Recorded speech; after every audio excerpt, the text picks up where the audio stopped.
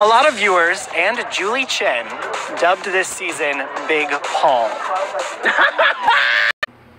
Welcome to Learn and Discern YouTube channel. Today I want to take the chance to talk about the latest CBS Big Brother 19 reality TV show.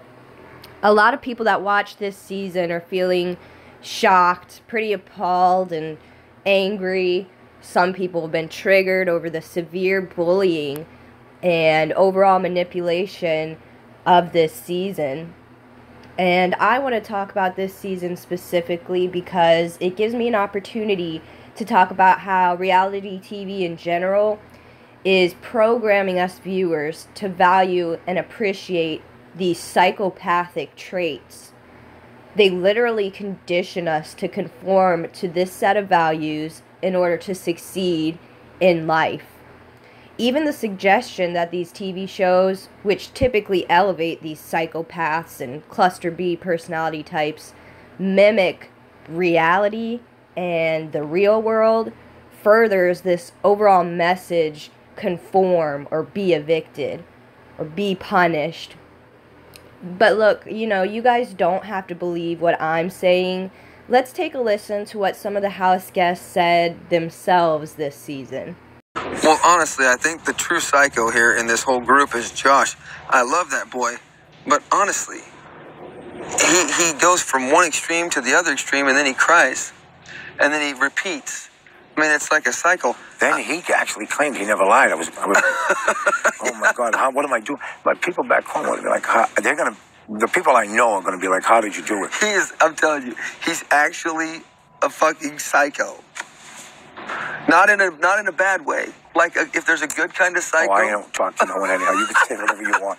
You don't think I'm going to get up here and go tell Josh, he's a psycho, Josh. Josh realized instantly that his role was to be like a nonviolent psychopath that was extremely emotional.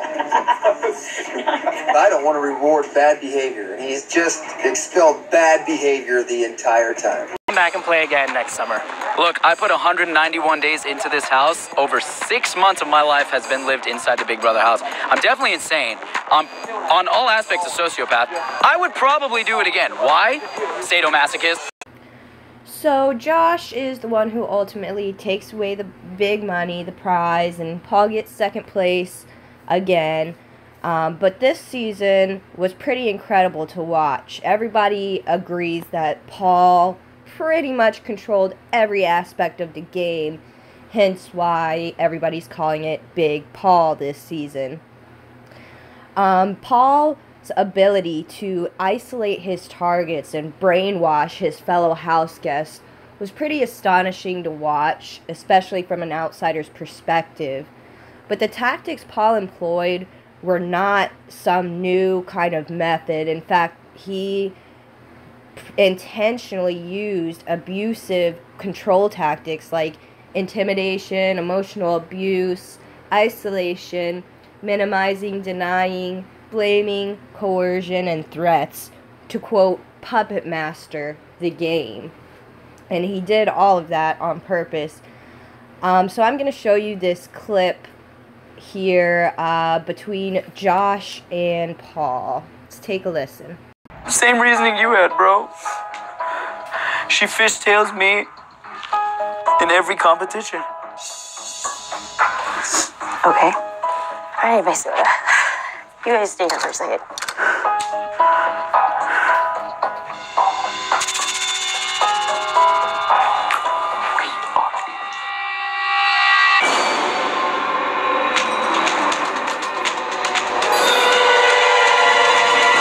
This kid goes from crying, where I'm thinking that he's emotional, to instantly smiling.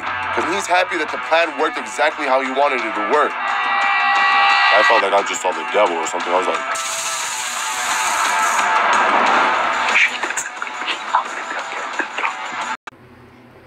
Pretty crazy, right? But it gets a lot worse. Paul's friendship this season literally translated into trauma bonds with the majority of his fellow house guests. Paul's vet status created the essential power differential necessary for Paul's good-bad treatment trauma bond to stick. The most affected or brainwashed house guests appeared to be Raven and Matt, who both seemed to like just throw away their entire game for Paul, and they even voted for him in the end. Weren't bitter. The recurring theme throughout the season was that the house guests trusted Paul's friendship, his bond, as positive and loyal. Raven and Matt's delusions in the jury house about being Paul's #1 allies in the show, it just shows how far victims of trauma bonding will go to distort reality in order to avoid being just completely traumatized by the truth. When Jason, Kevin, and Alex were voted out, they experienced the breaking of those trauma bonds, breaking free of the illusions that they had believed about Paul and his friendship. But Raven was extremely gullible in the house. Paul often called himself the puppet master that was pulling the strings or making his puppets dance. Even the owner making his dogs, the other house guests, bark at his targets. I'm going to show an extremely disturbing and telling scene that just goes to show the mob mentality that Paul was able to employ. These house guests were bullying, harassing, verbally assaulting, intimidating, isolating two specific targets that Paul chose, and you can just see the brainwashing. Let's take a listen here. Cody, how's it feel? All my dogs are barking, buddy. All my dogs are barking. You're a disgrace. Look, motherfucking look! But I'm playing a psychological game. You guys are all my dogs. But it looks like the two people who run and hide are sitting on a hammock. And one of them likes to cry a lot. Alex, That's pretty hard to watch, but the full clip was even worse. We've got Josh in the background, banging pots and pans. You know, they were attacking Cody, the one house guest, over his military service. All of these kinds of things. And with this kind of psychopathic behavior going on, it's not really that surprising that during the first couple weeks, one house guest, Megan, actually self-evicted.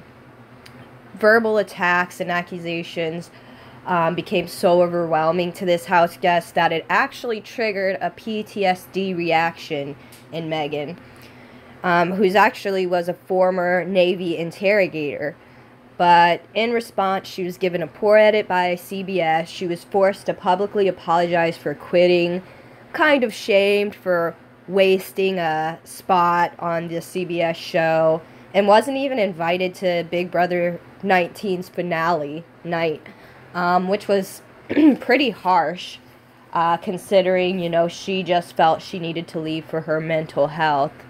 I'll show a quick clip here of Josh verbally attacking Megan, one of the reasons that she did end up self-evicting. I want to make something clear. I'm an intelligent guy, and I'm a smart guy, and I got a brain, and I don't want nothing to do with you in this game. I love everybody but you.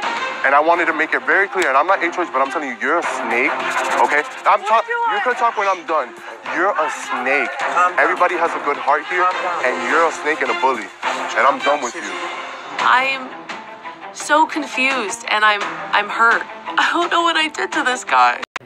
So overall, this season of Big Brother was just one clear example how these reality TV shows, these shocking social experiments, all boil down to, you know, idolizing these psychopathic traits, these, you know, psychopathic tendencies. We should value them, we should copy them, emulate them, use these strategies in real life, because this is how the real world works.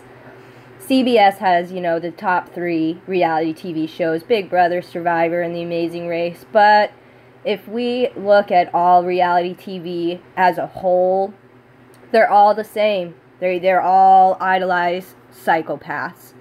And you might wonder, how is this possible? How are all of these television shows, you know, pushing the same message?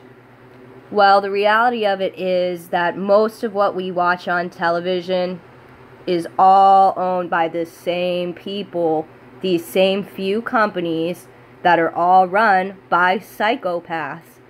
So is it really surprising that the TV programming that they put out is to program you to either become psychopathic yourself or suffer the consequences?